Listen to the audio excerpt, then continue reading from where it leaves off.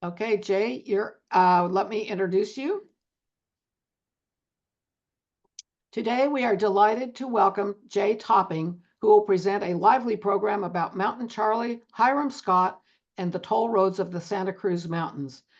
Jay is passionate about history, especially local history, and has presented lectures on a variety of topics to a number of societies and organizations. Jay is a longtime member of the Scotts Valley Historical Society, where he serves as lead historian and is also on the society board.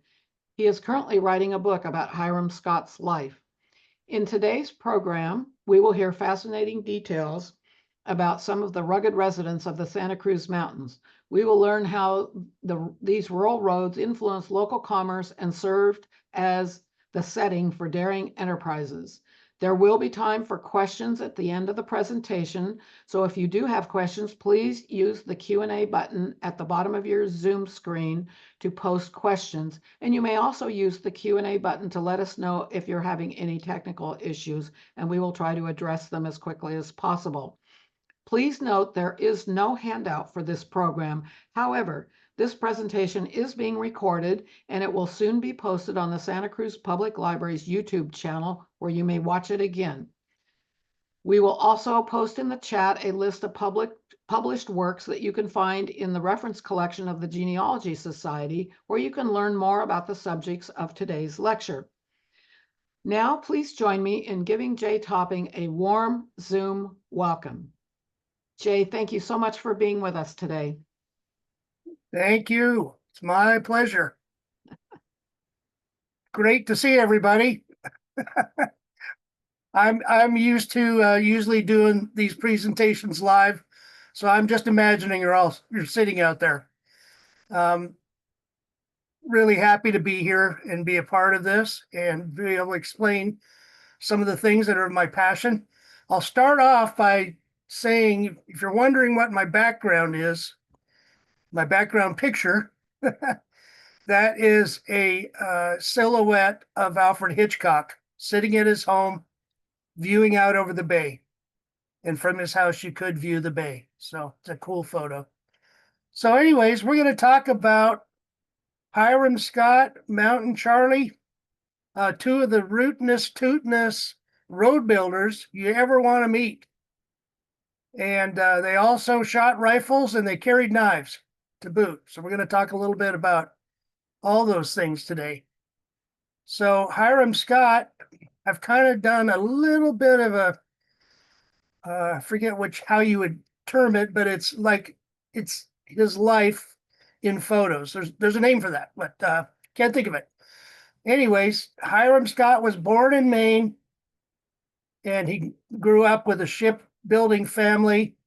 And so we start with this. There's a whole lot more we could say, but we won't have enough time. But we see Hiram in his ship coming into Monterey Bay, and he had just spent 5.5 months at sea, young man of 21 years old, and he decided that sea life was not the life for him.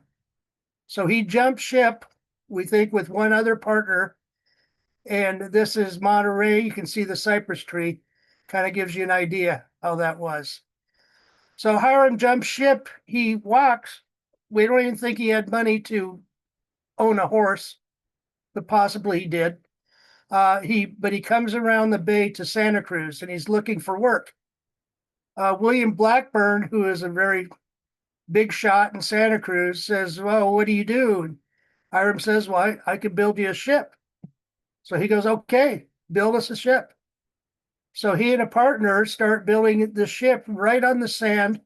If you picture today where the volleyball courts are next to the boardwalk, that's right where they were building the ship.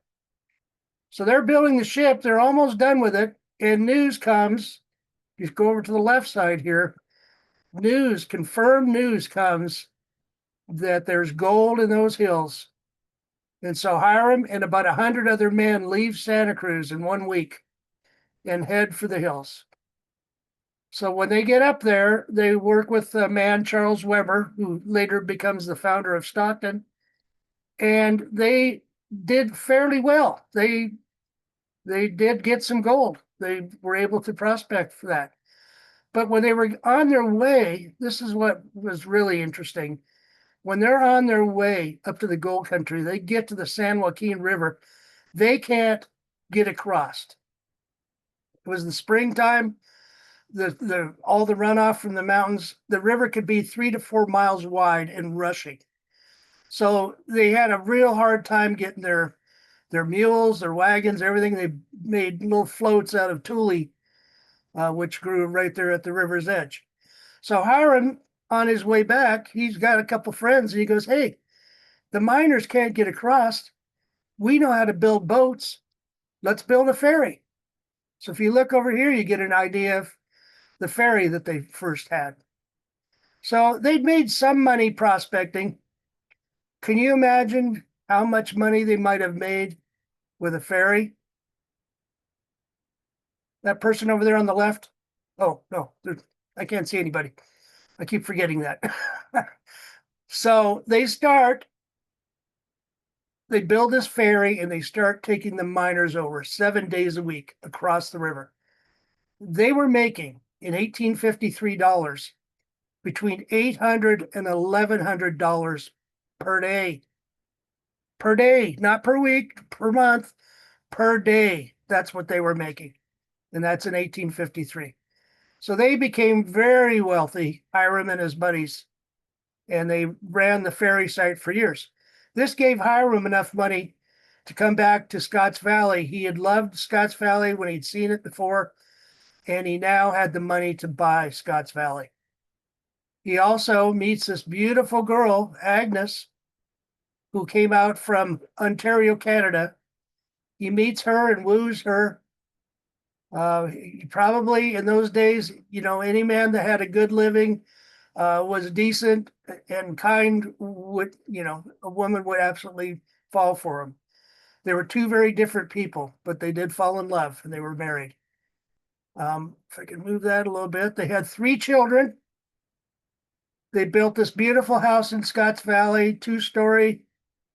And this was after Hiram had already built a house for his other family here in Scotts Valley. Hiram raised cattle and sheep and grain and did really well. Gonna jump a little bit. So yeah, we're gonna have to jump. So even though Hiram had all these things in Scotts Valley, he wasn't satisfied. For some reason, he had gotten the gold, silver bug. And so he had heard about this place up in the mountains. It was a brand new town just being carved literally out of the side of the mountains. And it was called Silver Mountain City. And if any of you are wondering where that would be, today that would be if you went Highway 4 to past Bear Valley, up over Ebbets Pass and down the other side to Markleyville, you would have passed by Silver Mountain City. So Hiram just put everything he had into his mining. He bought as many plots as he could. He got wealthy men from Santa Cruz and all over to invest in mining stocks. It did not go well. Yes, at that point, he started to have some financial problems. He sold his property in Scotts Valley for half of its value. So yeah, that was kind of to that point that we're talking about. But in between, Hiram in Scotts Valley, let me move this around. There's a picture of Hiram. There's a picture of an imposter with a fake beard. Now I have a real one. And here's 2 other photos. These are the only 2 photos that we have to this day of Hiram Scott. That's showing there the ferry site is right. So today, if you're wondering where that ferry site was, when you're on 580 and you're passing through Tracy, heading for Stockton, and it meets Highway 5, crosses the San Joaquin River right there. You can still see that railroad trestle. That's right where their ferry site was. Now you can see all the different deltas that keep the water in, but imagine at 3 to 4 miles wide at that time. It would have been impossible almost for people to cross. So that's why they did so well. Now we're going to talk about Hiram's time in between going up to Silver Mountain. He and his buddy, who we're going to talk about next, this is a hotel at downtown Santa Cruz. It was called the Pacific Hotel. And it was right where all the stagecoaches stopped and picked up. Here's the house that Hiram had built for his family. We still have that today. And we welcome people to come and tour that. He built that house in 1853. We have the third grade Vine Hill school kids come every year, and they really enjoy learning that history. Okay, we're going to talk a little bit about this.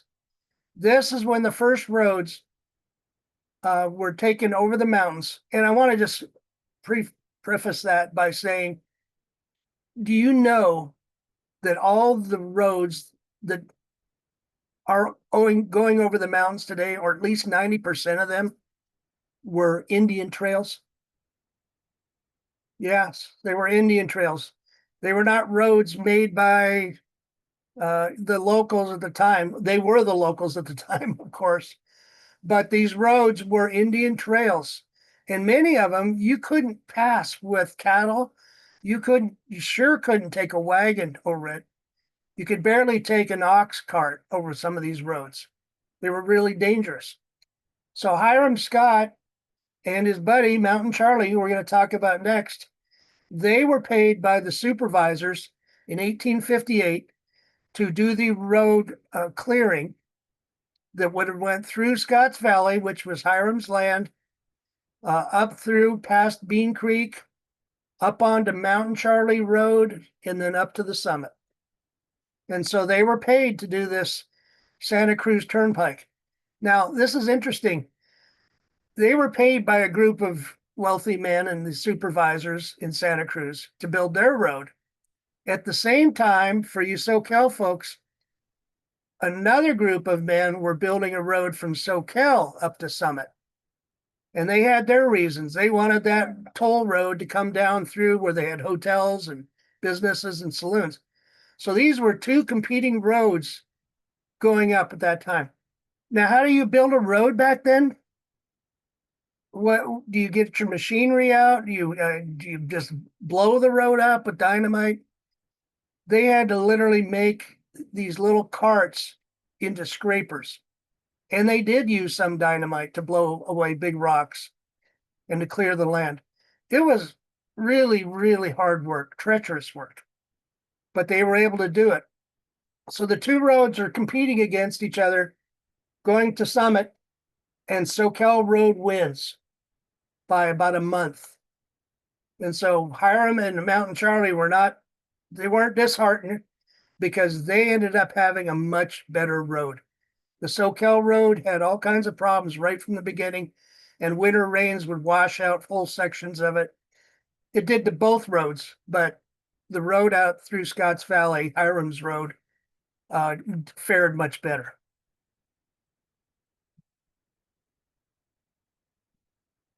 So we're going to talk about this little incident. When Hiram was working for another man, Isaac Graham, you recognize Graham Hill Road. Well, Isaac Graham was a very powerful man, and Hiram was working for him, and they were bringing the road down out of the Santa Cruz Mountains because Isaac had cattle and he had mining and he had a lumber mill up there, and he wanted his road down into Santa Cruz. So they start making their road. They get all the way down to, if you can picture where the cemetery is at the bottom of Graham Hill Road. This was a Mr. Russell's land. And Mr. Russell said, you're not going to cross my road. I'm not going to give you an easement. And Isaac Graham and Hiram Scott says, yes, you are. You can't stop progress. Mr. Russell says, no, I'm not. And so all of a sudden there's an affray, as they called it, took place, which Mr. Russell cut across the neck and face, was cut across the neck and face, and Mr. Scott received a blow on the head, causing considerable contusion. Mr. Scott came into town and surrendered himself to Judge Garber, who was held on bail of $500 to appear and answer at the Court of Sessions to the charge of assault with a deadly weapon with intent to inflict severe bodily injury. Now, that sounds pretty harsh, but we have to remember the times. And if you you have a hard time picturing what took place, is Isaac is talking to Mr. Russell and Hiram is behind Mr. Russell. Anybody recognize that picture? And if you have a hard time recognizing that movie, how about that? Those two illustrations show you what happened. So Mr. Russell was not hurt seriously, nor was Hiram. They mended their differences, and Mr. Russell ended up allowing the road to go through his property. Now we're going to talk about the other part of the team, the road building team. And, Mountain Charley McKiernan was such a guy, unbelievable man. The strength that he possessed and the brave ways that he handled things. We pick him up. He comes from Ireland as a young man. And then by way of Australia, he ends up in the United States during the gold rush. Well, he goes up to the mountains and he does okay, but he thinks, oh, I could make more money driving a pack train. So he comes back to the Bay Area and invests in a pack train with goods to take back up to the mountains. Well, he's immediately accosted by a tribe of Indians and they take away everything he has. They didn't kill him, but they took everything he had. So he had to come back down here empty-handed. So he and a buddy were like, well, what are we going to do for a living? And so they decided to travel by this Indian trail over the Santa Cruz Mountains. And Mountain Charlie's like, wow, I kind of like this up here. And his buddy's like, not for me. I'm going to Santa Cruz. So Charlie McKiernan was the first man to actually permanently live in the Santa Cruz Mountains of European descent. Qualify that. And he makes his house at the top of the summit, very close to where Highway 17 crosses today. And he made his living by hunting deer, hunting grizzlies. Believe it or not, there was a huge market for grizzly meat in San Francisco. It was like a novelty, and if you really were well off, you could have grizzly steaks. And so he made his living by doing that. Well, one day he and a partner and their dogs are out hunting in the mountains, and they're going after deer that day. So they're going after deer, and they see a grizzly mom, a mother grizzly bear, and her two cubs. And they go, wow, this is a good catch. We'll do this.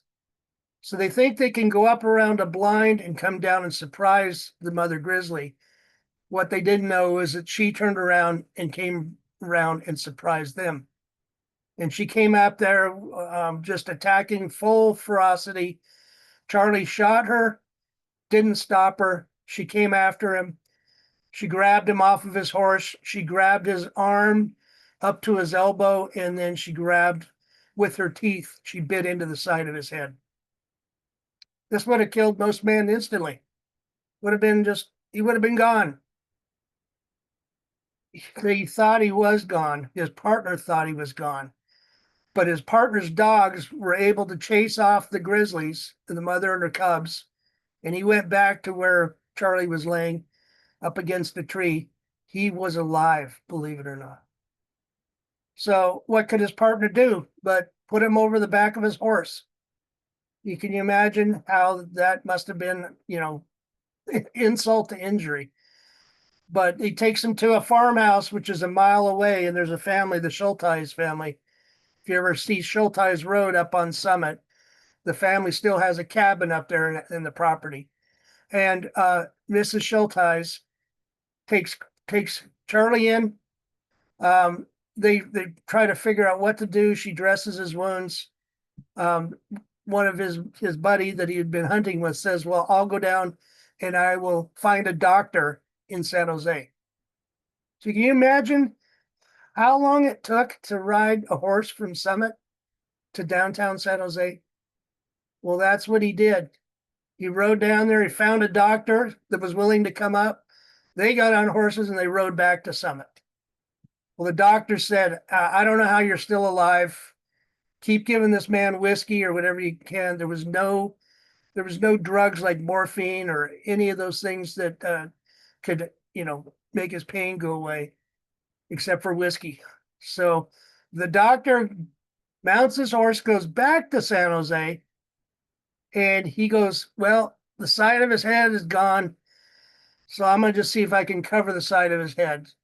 So he takes 2 Spanish pure silver coins to a blacksmith. Blacksmith pounds them out flat to make a super thin, flat patch. The doctor rides back up to Summit Road. He said, I don't even know if he's still going to be alive. Surely enough, he was still alive. So the doctor puts the patch over the side of Charlie's head, and Charlie does survive. He ends up going down to Scotts Valley to the house I showed you, Hiram Scott's house, and he convalesced in Hiram's house. And he ended up surviving. Now, a short time later, he was having horrible, horrible headaches. So the doctors come up and check on him, and they pull the plate off the side of his head and realize that his hair, locks of his hair had been growing inside under the patch, and his own hair was causing the pain. So they had to sear his hair, and then they put the patch back on.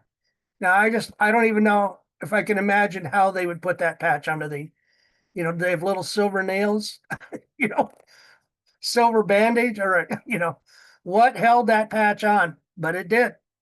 He ended up marrying his nurse and having 11, I believe, or 12 children after that. So he was a tough guy. And Hiram was a pretty tough guy. And they were able to, together, to build these roads. Here's a little bit more about him, about Charlie.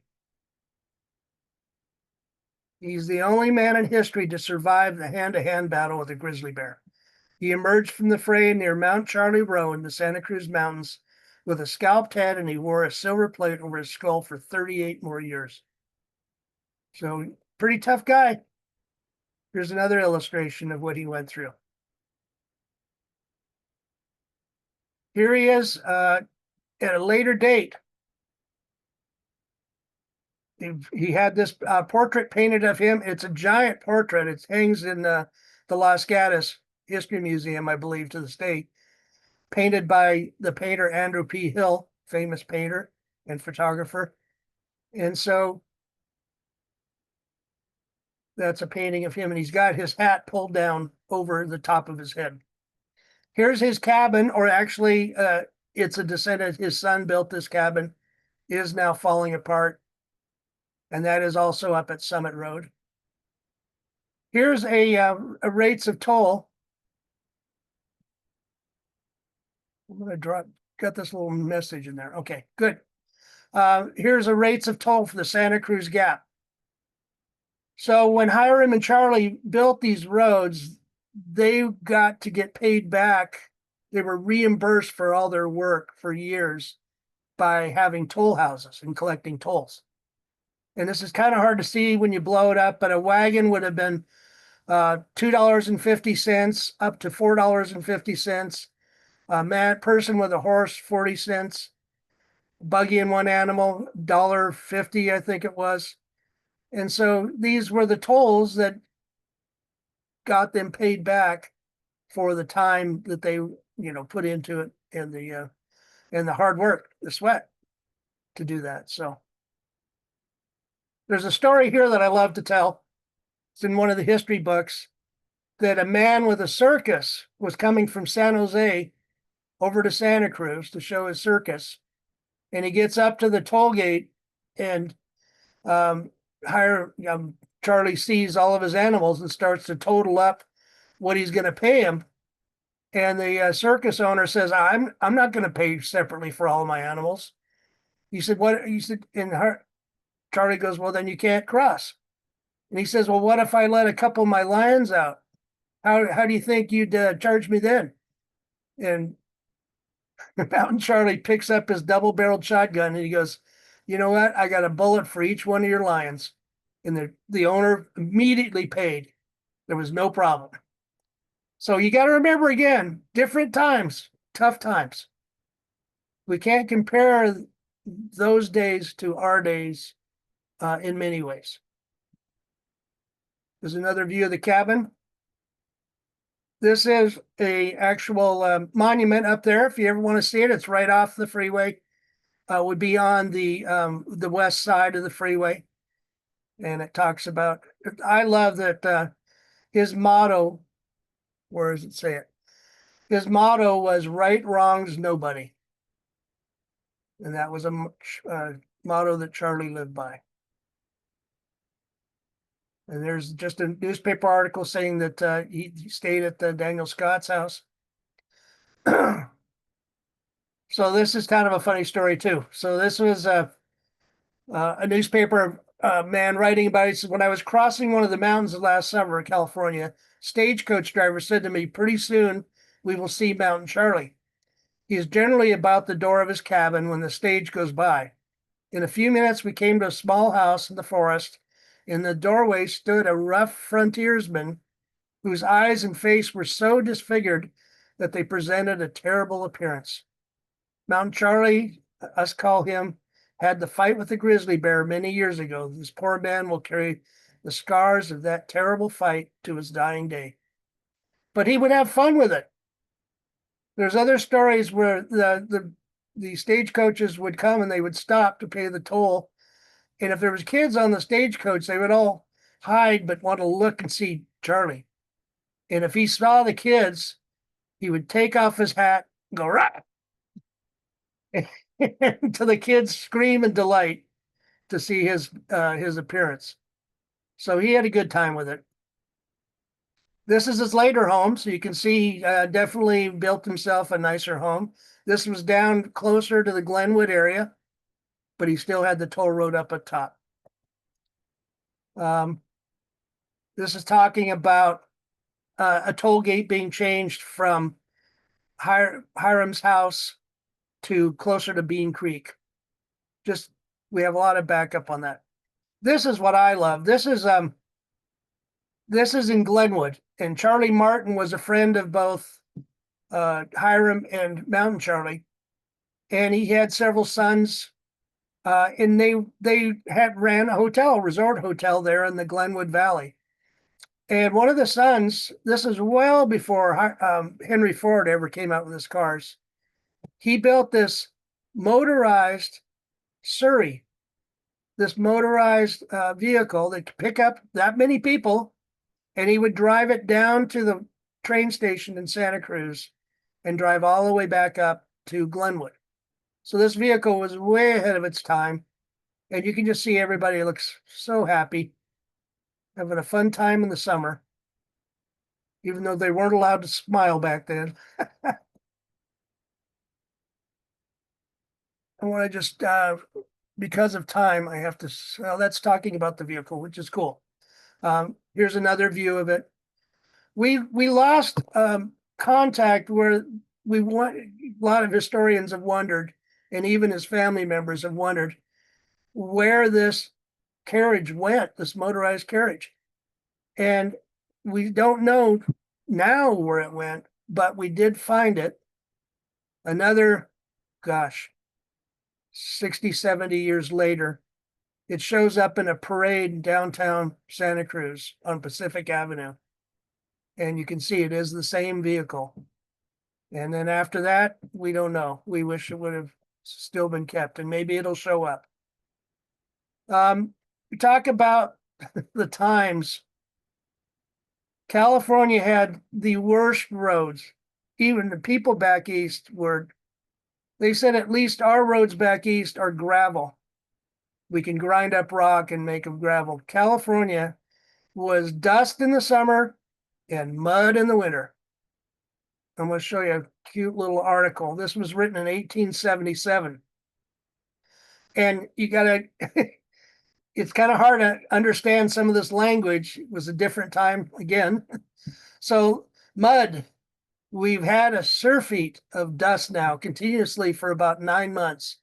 how thankful we ought to be to the merciful providence that has vouchsafed us about 2 feet of nice, soft plastic mud. One of the most attractive features of this country is the celerity with which it exchanges an atmosphere of dust for the universality of mud, or vice versa. And the gratifying fact is never one without the other.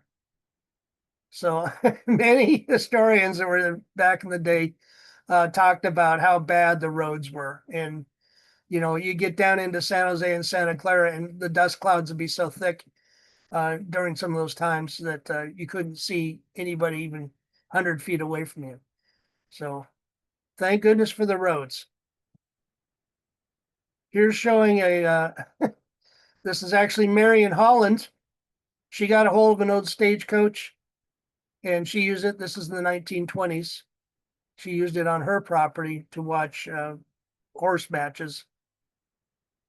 Here is a poster from San Jose that shows the different rates and the times. Very interesting. We've learned a lot about this. Was Ward and Colgrove owned this stagecoach, and I was just able to find out more about Mr. Ward yesterday. I knew about Mr. Colgrove because there's a whole book written on him.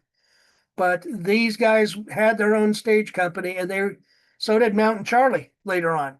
And they were in direct competition with Mountain Charley. So there's quite a bit of history there, but I want to show you the reason why I'm talking about this. And this gives you a little time schedule.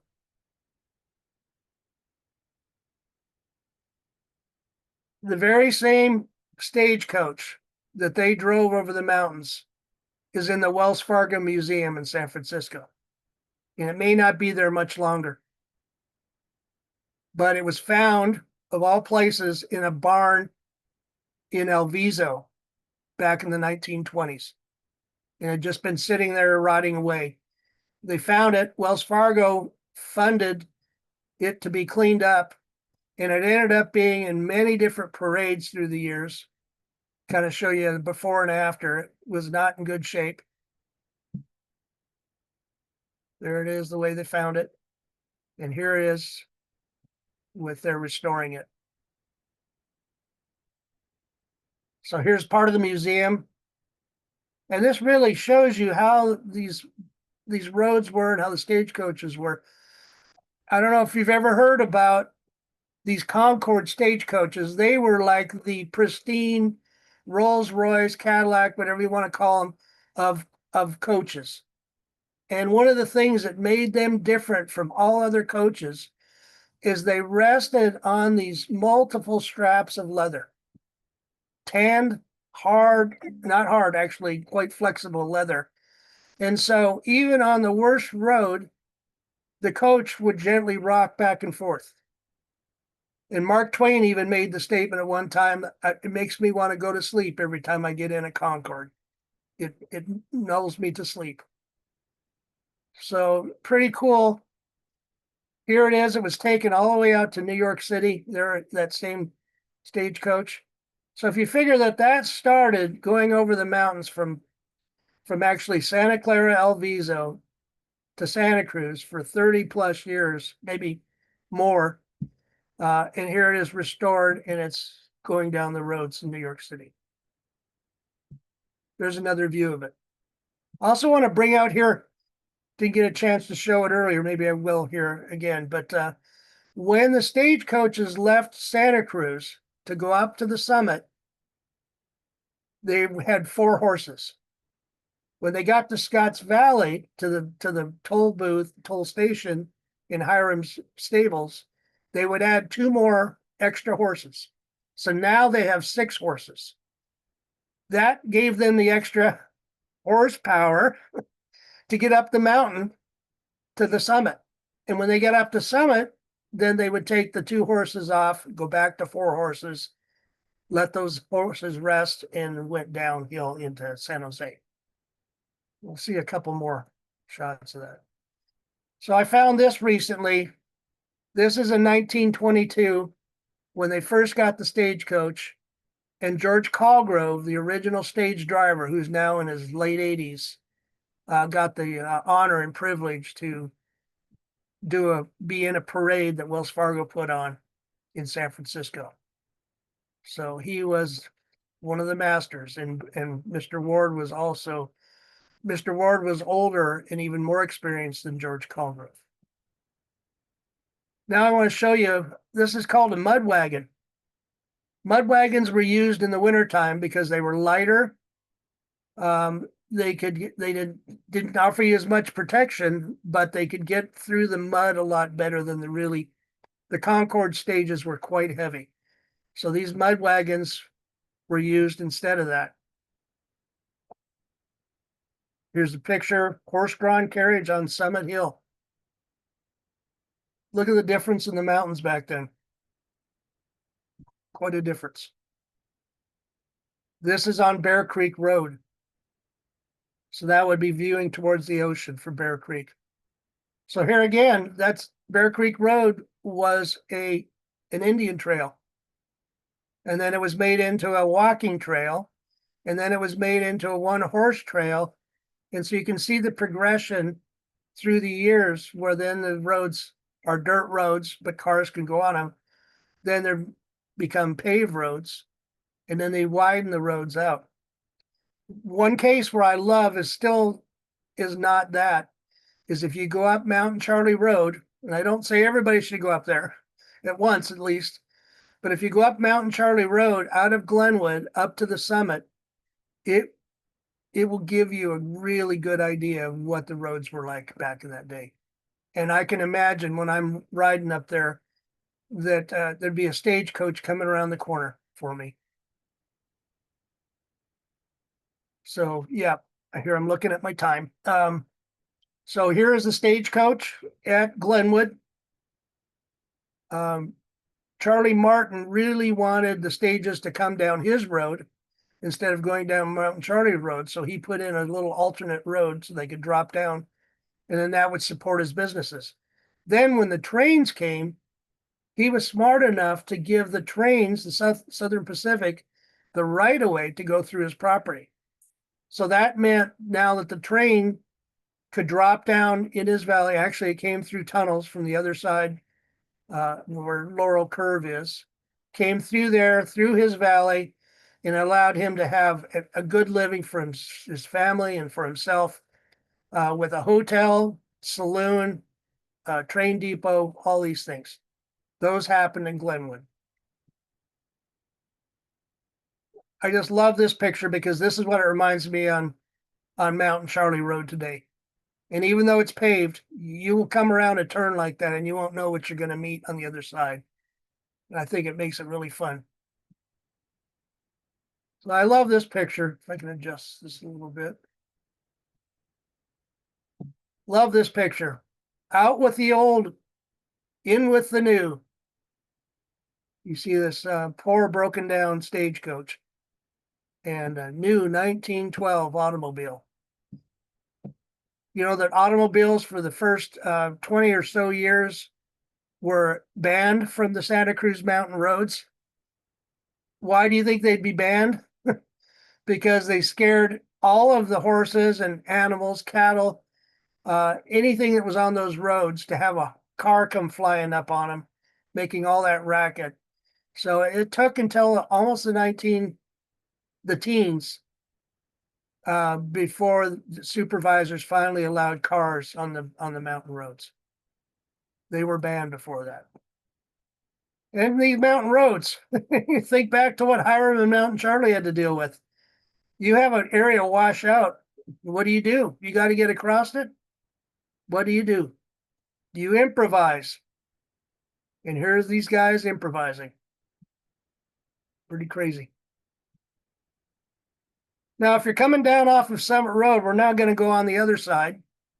We're doing pretty good in time. I have to be careful, but if you came down off Summit and you're heading into Los Gatos, the first place you would have stopped after coming out of the mountains, and there was two towns, there was Lexington and Alma. We'll show a little bit of that. But coming out of the mountains, first place you would come to in Los Gatos was the 10 Mile House. 10-mile house was built so that travelers could stop along the road. And it became something later on, which I'll show you. Just a fun little shot of the way the valley was back in the day. And I came to San Jose in the early 60s, and I remember our neighborhood had these orchards, and the smell of mustard grass and the view of it today just takes me back. Here's the actual Warden Callgrove stagecoach coming from Alviso. We found this photo recently, and we found all the identifying marks that it is the same stagecoach. This was in the mountains. That's a whole other lecture about the mountain towns. But this was in an area where the trains came through, and the men could bring all their goods now, all the farmers in the Santa Cruz Mountains could bring themselves their goods to the trains and not have to go all the way down into San Jose. That's a fun picture showing you the 6 horses. These guys are really getting on it. There's our picture again. There's more stagecoaches. I like this one. This is down in Santa Clara. If you can picture that house in 1870s, I think it was 1877, and then today. Another stagecoach. The Yosemite mud wagons were very popular.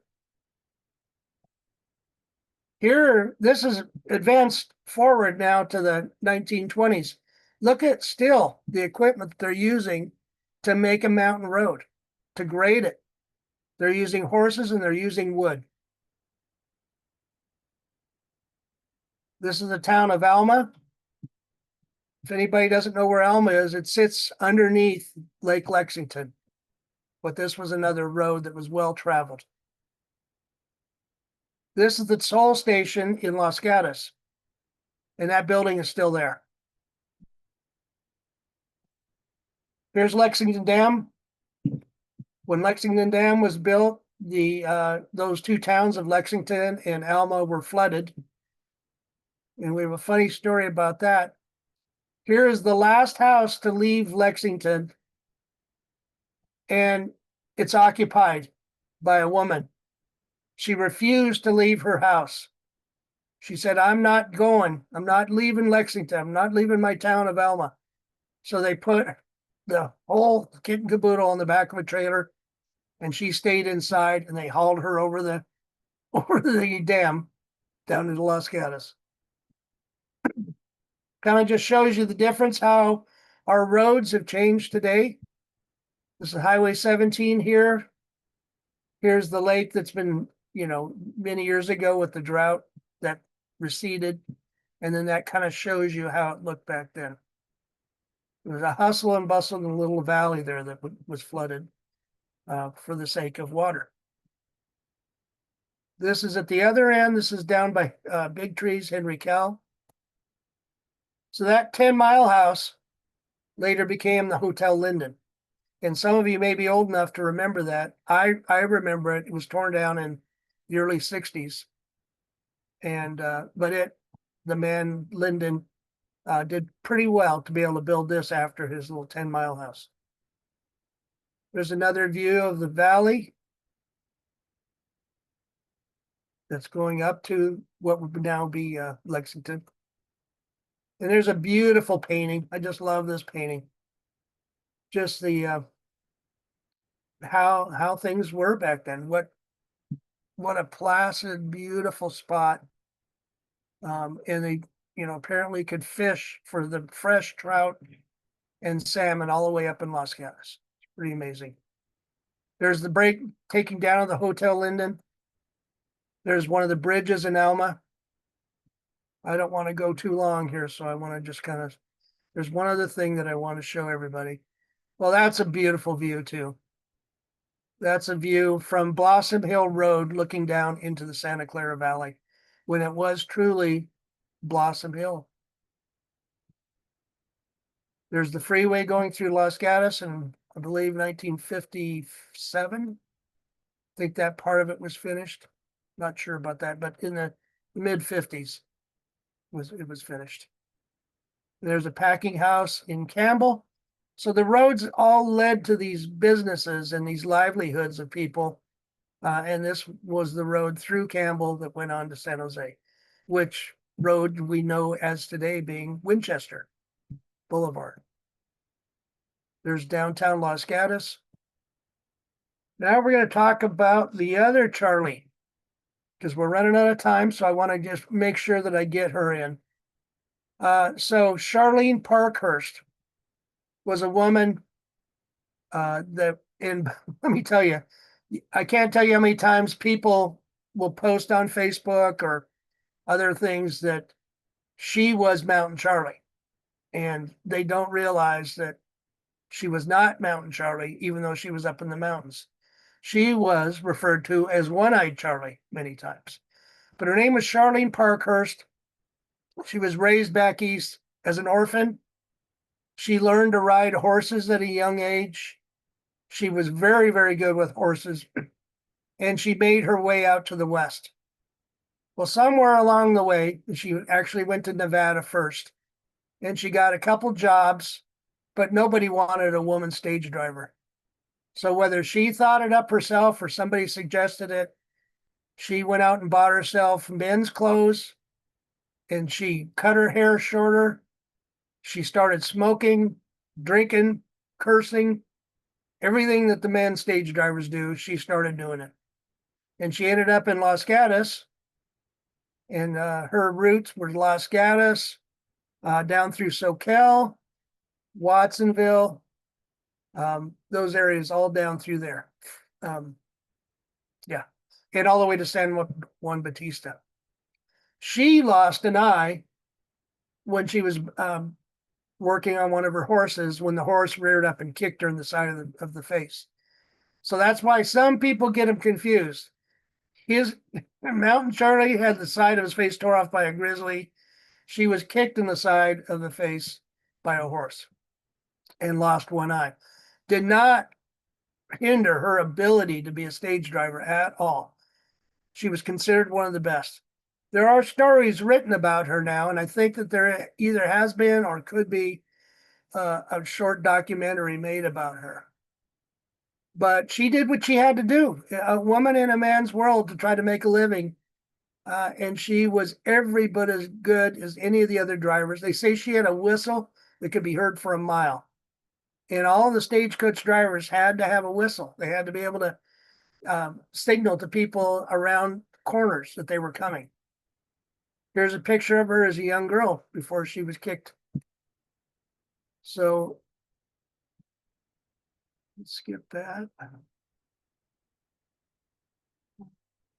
I thought I had put in there. So we have a picture. She also holds the record of being the earliest woman to vote in the United States. And that is a plaque. I think it was 1850. I thought I had the picture of it. But mid 1850s to late 1850s is when she voted. Might have been 1858, that she voted in Soquel as a man, and nobody knew. So how did she pull this off? Well, she had a few close friends that knew, but very, very few. And some of her closest friends did not know. And they didn't find out until she passed away, and they went to prepare her body for burial and found out that Charlie was Charlotte. Charlotte, yeah. So that pretty much, there is one other thing I wanted to see if I can pull this up.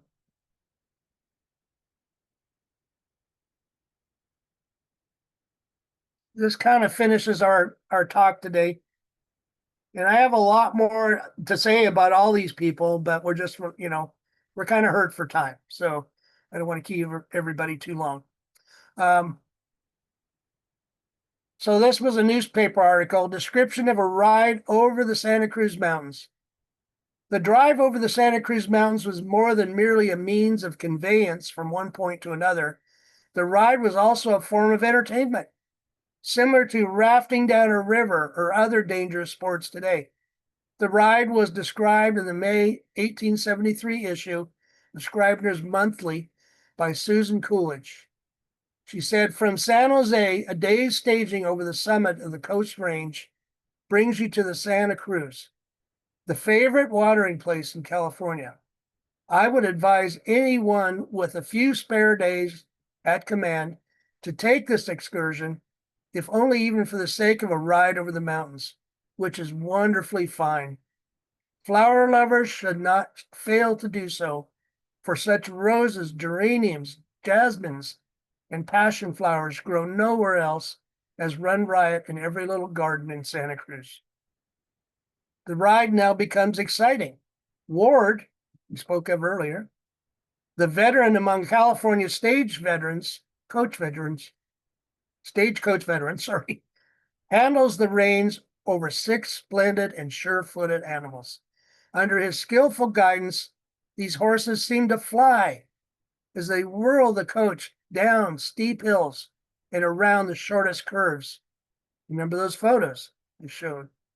His partner Colgrove, the other man we spoke of, drives the stage on alternate days, and his fame as a driver is not second to Ward's.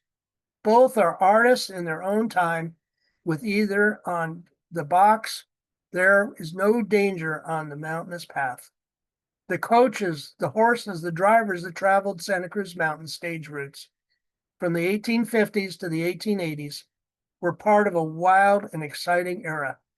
2 of the drivers mentioned in the last account left memoirs of their lives driving the stages. So a pretty amazing article. And George Colgrove's memoirs are available at the Santa Cruz Library, and they might be able to be ordered through some of the other library systems. Ward's, we're still trying to find his, but we do have some of his history. So I hope everybody enjoyed our talk. Let me go back to our first photo.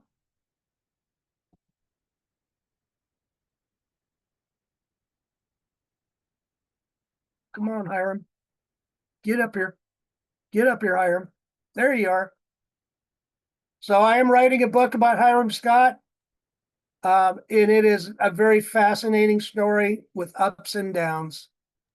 I want to just share one last funny story about Hiram. We're not When he seeing had his Hiram.